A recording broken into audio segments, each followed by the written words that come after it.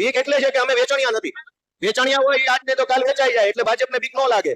માનની ગોપાલભાઈ એની માં હવાચર ઉઠાઈને જડ્યા છે. બીક તો લાગવી જ જોઈએ ને, અમે થોડા વેચાણિયા છીએ. સુરતની અંદર આમ આદમી પાર્ટી અને ભાજપ સામને સામે મોરે મોરો આવ્યા. મને એવું કેમ લાગી રહ્યું છે કે થોડા ટાઈમની અંદર રાજુ કરપડા અને ગોપાલ ઇટાલિયા મોરે મોરો આવશે. જે આ મિત્રો વાત કીધો તમે બધા લોકો જાણતા ન હોય તો કહેજો ભાઈઓ. ગઈકાલે ગોપાલભાઈ ઇટાલિયા સુરતની અંદર પહોંચ્યા હતા, મોટી રેલીઓ હતી ને ત્યારબાદ ભાજપ સાથે જે થયું છે તમે બધા લોકોએ સોશિયલ મીડિયાની અંદર વિડિયો જોઈ લીધો છે. પરંતુ મને શા માટે એવું લાગી રહ્યું છે કે રાજુભાઈ કરપડા અને ગોપાલભાઈ ઇટાલિયા આમને સામને મોરે મોરો આવવાની તૈયારીઓ લાગી રહી છે. કારણ કે તમે બધા લોકોએ જોયું કે એક ટાઈમની અંદર આમ આદમી પાર્ટી તરફથી લડી રહેલ બંને સારા દોસ્ત અને અચાનક જ પાર્ટી બદલવી, ભાજપમાં જોડાવું, ભાજપમાં ટિકિટ પણ મળી છે. પરંતુ ક્યાંક ને ક્યાંક હાલ જે આ મિત્રો વાત કીધો ગોપાલભાઈ ઇટાલિયા છે ક્યાંક ને ક્યાંક જો રાજુભાઈ કરપડાની ટિકિટ મળે છે ત્યાં સામને જે આમ આદમી પાર્ટી તરફથી નેતા છે તેના સપોર્ટની અંદર જો ત્યાં પ્રસાર કરવા જશે અને જો ત્યારે જે મોરે મોરું થવાનું છે આ તો કંઈક અલગ જ થવાનું છે. હવે રાહ જોવાની રહેશે કે ગોપાલ ઇટાલિયા ક્યારે મોરે મોરું આપે છે રાજુભાઈ કરપડાને. મોરે મોરું એટલે કે ભાઈ સામ સામે આવીને પ્રહારો, નહીં કે ભાઈ બાદવું ઠીંગાણું કરવું. આ બધું નહીં. મોરે મારવાનો અર્થ થાય છે કે સામ સામે આવીને ભાઈ પૂછવું અથવા કંઈક ને કંઈક પોતપોતાના નારા લગાવવા. પરંતુ હાલ ગોપાલભાઈ ઇટાલિયા પણ વિસાવદરની અંદર જે એક એવું નામ ધરાવે છે જે કંઈક ને કંઈક મને લાગે છે કે આવનારા ટાઈમની અંદર ધારાસભ્ય બનતા